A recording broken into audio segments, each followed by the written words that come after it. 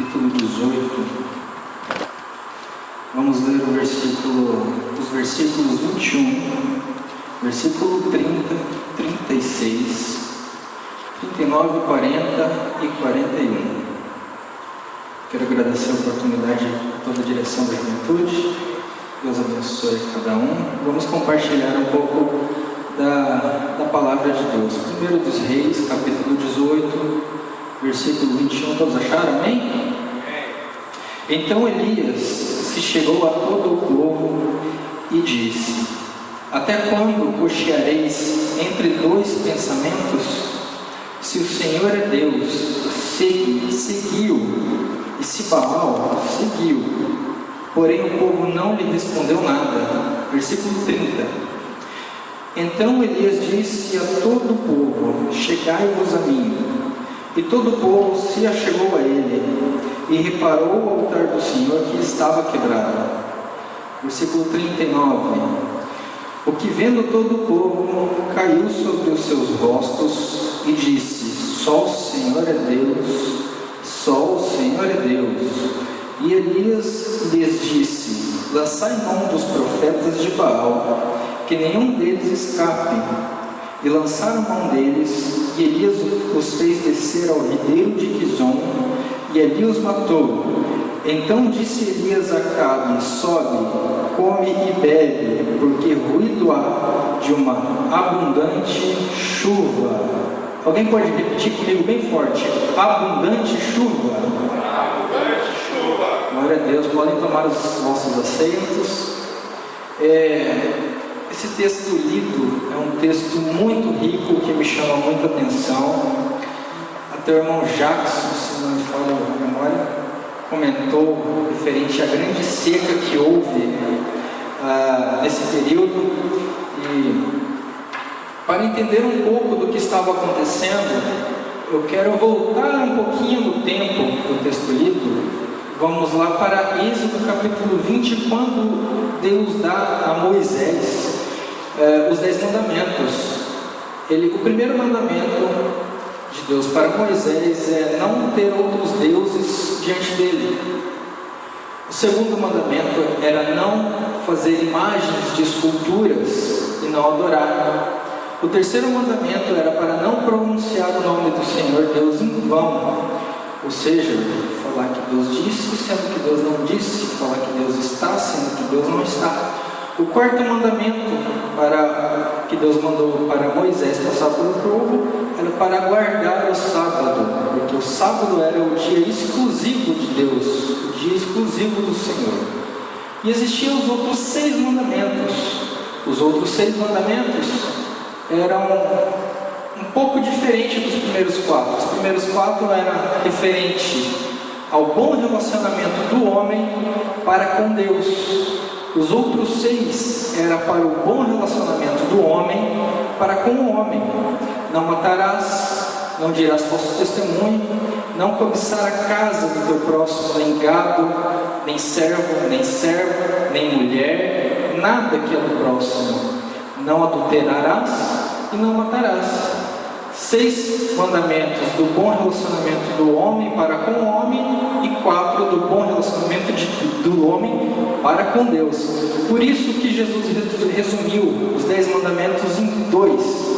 Amarás o Senhor teu Deus sobre todas as coisas, com todas as tuas forças, com todo o seu entendimento, e ao próximo como a ti mesmo.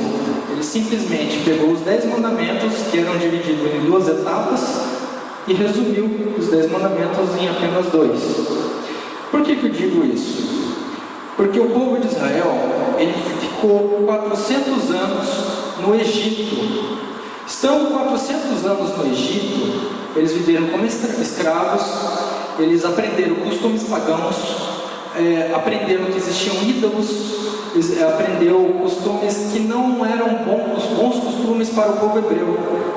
Durante 400 anos eles nasciam, cresciam e morriam, e eram passados de geração a geração esses conhecimentos que não eram aprovados por Deus.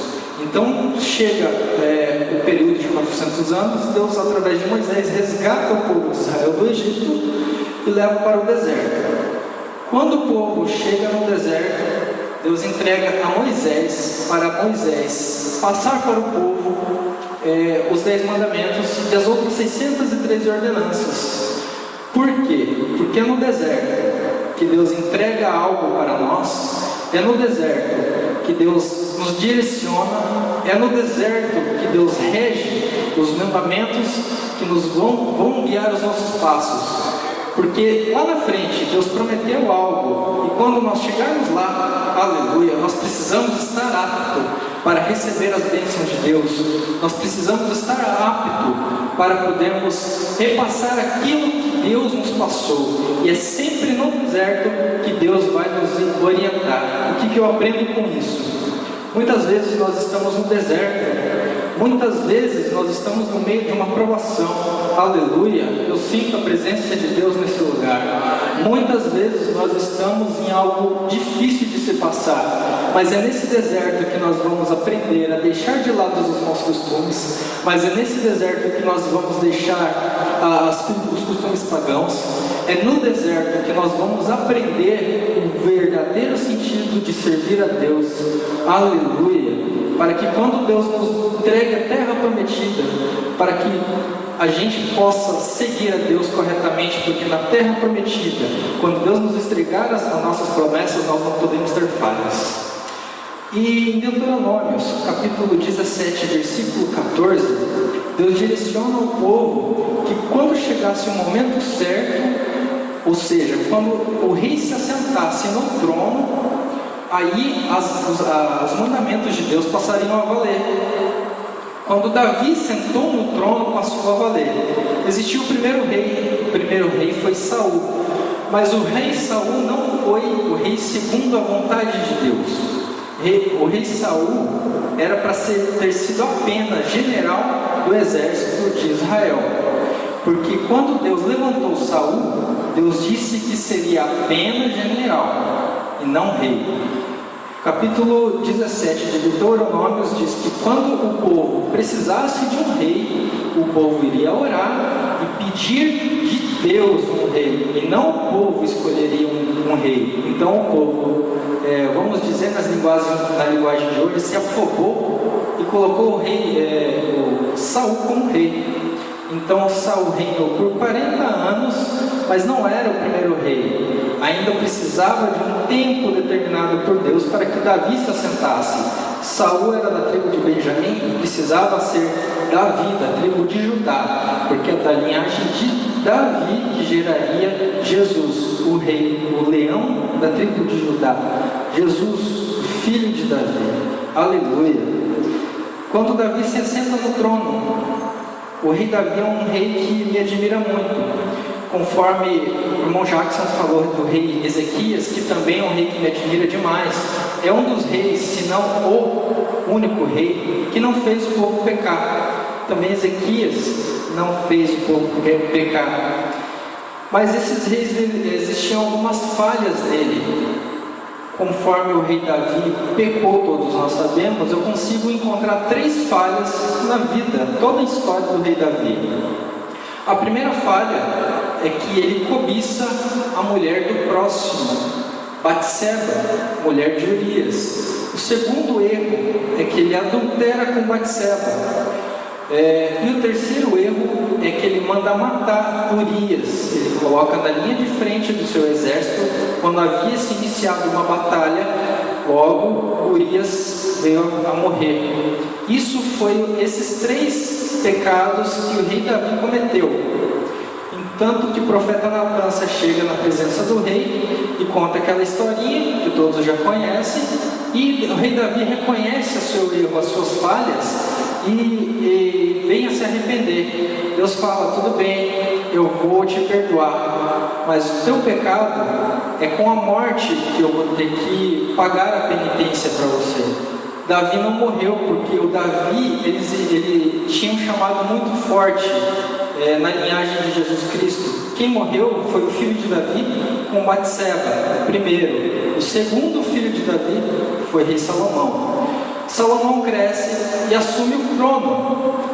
Quando o rei Salomão assume o trono, ele foi o maior rei de todos os tempos em sabedoria, em riquezas, em inteligência. Ele construiu o seu castelo, ele construiu a casa do Senhor. Em toda sabedoria, em tudo que ele escreveu, ele não teve a capacidade de lembrar que uma das ordenanças de Deus era para não adorar outros deuses, para não se prostrar a outros ídolos. E é aí que entra o pecado de Israel. Todas as falhas que Davi teve, em nenhum momento eu vejo Davi induzindo o povo de Israel a pecar com idolatria, que era o maior dos pecados naquela época. O rei Salomão veio a se casar até com a filha de Faraó. A filha de Faraó trouxe outros altares para a casa de Israel. Então o povo voltou a conhecer os costumes que haviam no Egito e começou a adorar outros deuses. Então Deus fala pela segunda vez com o rei Salomão em sonhos: e vou rasgar o reino de ti, porém não farei com você em vida, por amor a teu pai Davi, que seguiu as minhas ordenanças e os meus mandamentos, e eu lhe fiz promessas. Vou rasgar quando você falecer e o teu filho assumir. Dito e feito, Roboão assume, Jeroboão assume, Roboão, filho de Salomão, assume, e Israel se rebela. Então ele escolhe outro rei, eles vão até Jeroboão, que era servo de Salomão, e eles dividem as 10 tribos para o norte e as outras 2 tribos para o sul. A linhagem de Davi, da tribo de Judá, fica nas 2 tribos do sul. As outras 10 tribos do norte seguem outros reis e seguem outros levitas, e eles começam a fazer bezerros de ouro e começam a adorar outros deuses. Passa-se mais 7 reis, no total 8 reis, a partir de Salomão até chegar a Acabe. Passa-se mais de 60 anos, aproximadamente 66 anos. E quando o rei Acabe assume, no primeiro ano do reinado do rei Acabe, a Bíblia nos mostra que o rei Acabe fez o que era pior aos olhos do Senhor do que os outros 8 reis fizeram, no decorrer de 66 anos aproximadamente. Então pensa na crueldade do rei Acabe, na imundícia que o rei Acabe colocou dentro da casa de Israel. Só que Deus, ele é Deus, e quando ele chega e ele diz basta, é basta. Pois se levanta um profeta, um homem chamado Elias, e ele dá de dedo na cara do rei Acabe e diz assim: vive o Senhor Deus, cuja face eu estou, que não choverá, segundo a minha palavra, em nenhum canto dessa terra, nem orvalho vai cair. Uma seca total em toda a terra, por causa do pecado de Israel, não por causa do pecado dos reis, porque Deus poderia muito bem tirar o rei e colocar outro, mas Israel escolheu pecar o pecado que o rei estava colocando para eles pecar. Isso é muito forte. E quando Elias profetiza isso, ele sai. Deus esconde ele por 3 anos e meio. Chega um determinado tempo que Deus aparece para o profeta Elias, e ele diz assim, se apresenta na presença do rei Acabe, que eu quero fazer chover novamente. Então Elias vai na presença do rei e diz assim: reúne toda a congregação de Israel no Monte Carmelo, e os profetas de Baal, os 450 profetas de Baal, mais os 400 profetas de Azerá, leva junto, que eu quero ter um papo com todo mundo lá no Monte Carmelo. Então o rei Acabe se apronta, se arruma, chama toda a congregação de Israel, leva para o Monte Carmelo, e lá se encontram com o profeta Elias. O profeta Elias, no primeiro versículo lido, ele diz assim: por que cocheareis entre 2 pensamentos? E é aqui que eu quero entrar na mensagem. Se fosse para intitular essa mensagem, eu gostaria de dizer que ela nos apresenta 4 passos para que Deus mande sobre nós uma abundante chuva. Glória a Deus. E o profeta diz assim: por que cocheareis entre 2 pensamentos? E o povo não diz nada. Existe um ditado popular, conhecido por muitos: quem cala consente. O que eu vejo nessa orientação, nessa exortação do profeta Elias? Ele expôs o que a congregação de Israel estava fazendo de errado. Ele disse: vocês estão fazendo isso aqui de errado.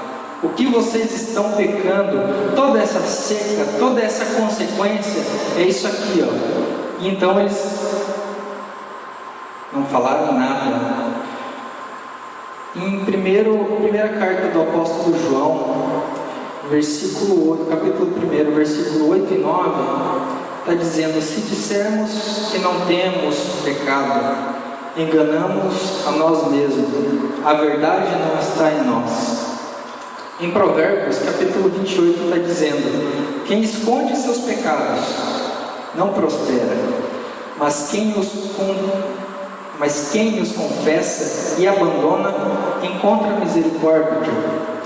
Os pecados foram expostos, ou seja, veio à tona, eles confessaram que eles estavam errados, eles entenderam que eles estavam errados. O primeiro passo para que Deus mande uma abundante chuva sobre nós é nós reconhecermos aonde nós temos pecado. Todos nós temos algumas falhas, alguma coisa que Deus precisa moldar, alguma coisa que Deus precisa lapidar. E é buscando em oração, é buscando atentamente nas mensagens, nos louvores, no nosso reconhecimento de vida, aonde nós temos pecado, onde nós temos falhado, onde nós deixamos de ouvir os ensinamentos de Deus. O povo de Israel reconheceu o seu erro. Então, o versículo 30, antes do versículo 30, o profeta Elias dá uma ideia, uma sugestão aos profetas de Baal. Ele fala assim: trazei 2 bezerros, um para mim, outro para vocês.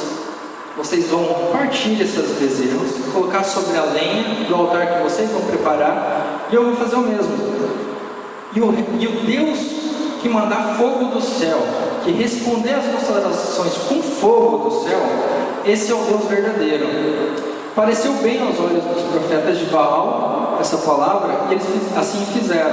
Trouxeram 2 bezerros, e Elias falou: façam vocês primeiro, porque vocês são em grande quantidade, eu sou apenas um. Se Deus respondeu de vocês primeiro, as orações de vocês primeiro, eu me calo e eu saio fora. Agora, se ele não responder, aqui eu entro com as minhas orações ao meu Deus.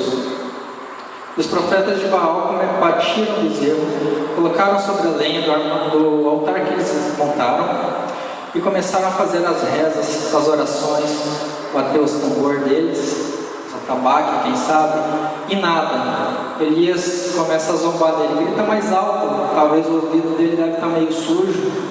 Grita um pouquinho mais alto, quem sabe ele está falando com outra pessoa um pouco mais longe. Então chega o horário, mais ou menos do meio-dia, o horário da oferta de manjares. Elias olha no relógio e fala assim: ó, Deus de vocês está sem tempo para vocês hoje. Eu preciso fazer as minhas orações para o Deus verdadeiro.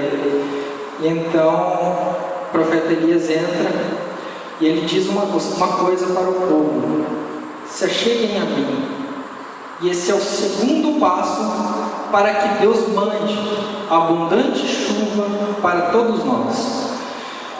Em Tiago capítulo 8, versículo 8 diz: chegai-vos a Deus e Ele se chegará a vós.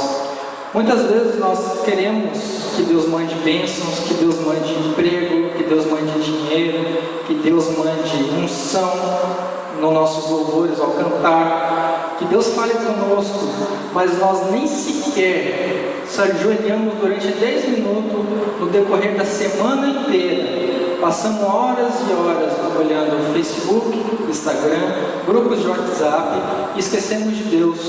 Quantas e quantas vezes nós chegamos no final de semana na igreja, mas passou o decorrer da semana inteira e nós não damos um obrigado, Senhor, de joelhos na nossa casa, nós não levamos nosso pensamento a Deus, não consagramos a nossa vida. Segundo passo: se achegai a Deus, que se você se achegar a Ele, Deus vai se achegar a você, Deus vai falar com você, Deus vai falar conosco. E o terceiro passo ainda está no versículo 30. Todo o povo se chegou a ele, e o profeta Elias, ele reparou o altar do Senhor que estava quebrado. Aleluia! Existia um costume que Deus ordenou ao povo de Israel quando eles passaram o Jordão para batalhar a batalha da muralha de Jericó. Deus falou: tomai 12 pedras do ribeiro. Toda vez que foram montar um altar, eles tomaram as 12 pedras, simbolizando cada uma das 12 tribos.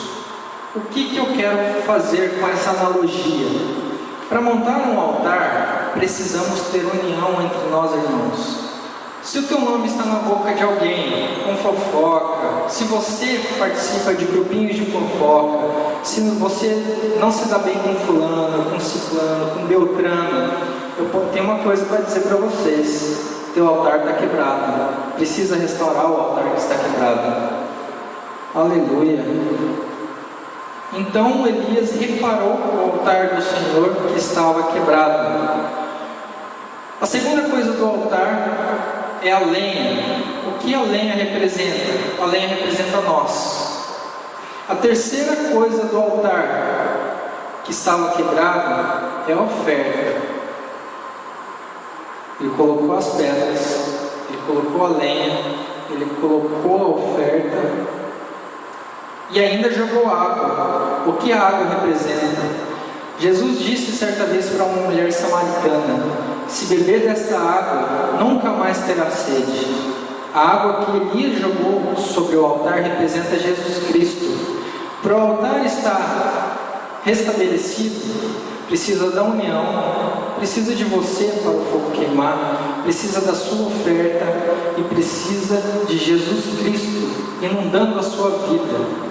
Mas como que eu posso saber que o meu altar está montado, está reedificado? Quando você acorda de manhã cedo, você dá o seu primeiro passo, você já agradeceu a Deus pelo fôlego de vida?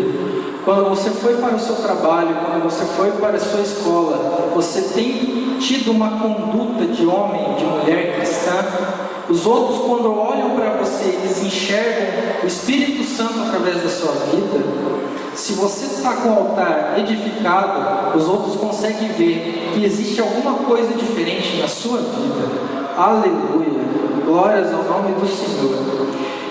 Feito isso, o profeta Elias fala: agora eu vou orar. Em Romanos capítulo 12, versículo 1 e 2, Paulo escreve: rogo-vos, pois, irmãos, pela compaixão de Deus, para que apresenteis o vosso corpo como sacrifício vivo, santo e agradável, e não vos conformeis com este mundo, mas transformai-vos pela renovação do vosso entendimento, para que experimentem a boa, perfeita e agradável vontade de Deus. Dessa forma, o altar vai estar montado, o altar vai estar reedificado. Então o profeta Elias faz uma oração: ó Deus de Abraão, ó Deus de Isaac e ó Deus de Israel.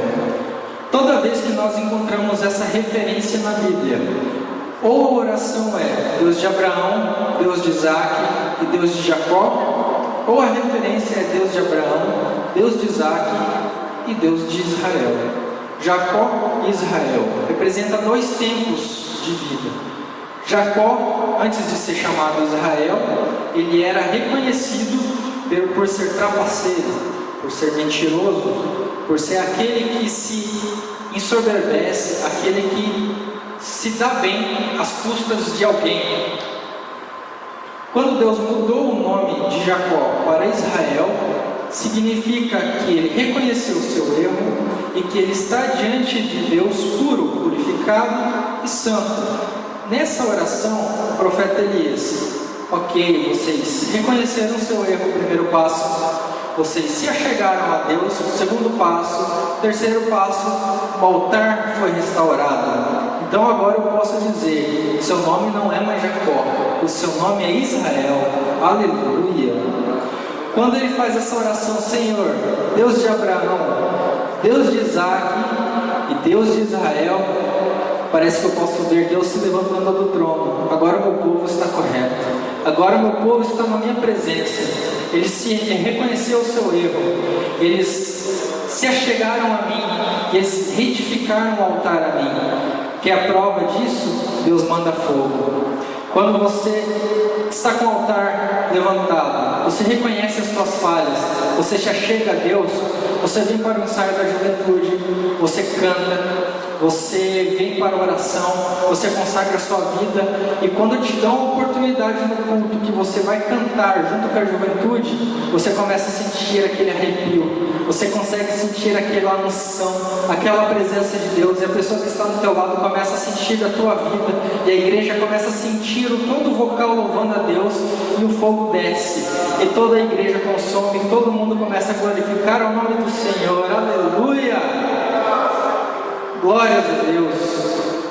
Para o altar estar edificado é o terceiro passo.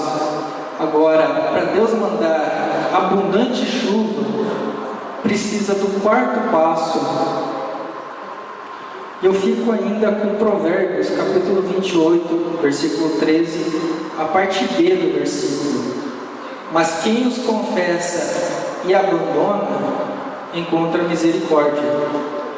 Eu já gostaria de pedir para os irmãos se colocarem em pé, que aqui eu vou encerrar. O profeta Elias fala para o povo: agora vocês reconheceram que o Deus de Israel é o Deus verdadeiro, só o Senhor é Deus, só o Senhor é Deus. Agora, para que vocês recebam a abundante chuva que está faltando nessa terra, vocês precisam ir lançar a mão dos profetas de Baal. O que é lançar a mão dos profetas de Baal? No início da mensagem eu disse que teve o rei Davi. Rei simboliza força, rei simboliza influência.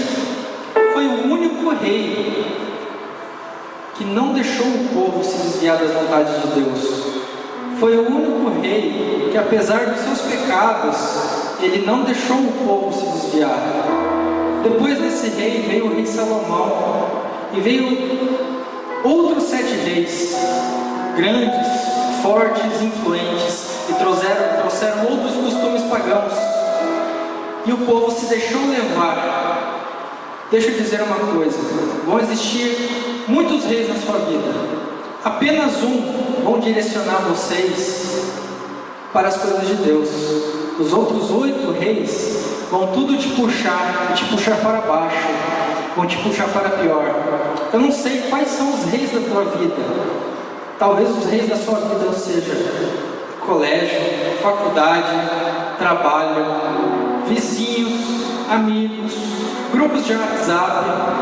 Até mesmo esses reis maus estão dentro da tua casa. Oh, aleluia.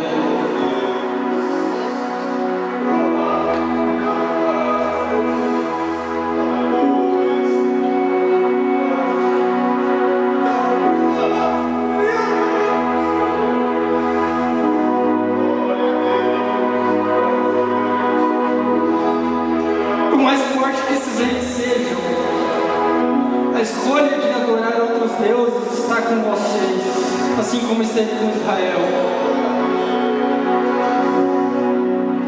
Por mais influente que esses reis fossem, trabalhos, amigos, família, eles podiam ter dito: Deus não permite eu fazer isso. Eu não posso ter 2 pensamentos: estar lá fora no mundo, estar aqui dentro da igreja no final de semana cantando glória, glória, aleluia. Chega na segunda-feira eu estou lá indo no happy hour, nos lounges, fumando narguilé, indo para um motel com a namorada. Deus não aceita esse tipo de coisa. Se o Senhor é Deus, segue Ele aqui dentro. Mas se Baal, segue Ele lá fora. Caso contrário,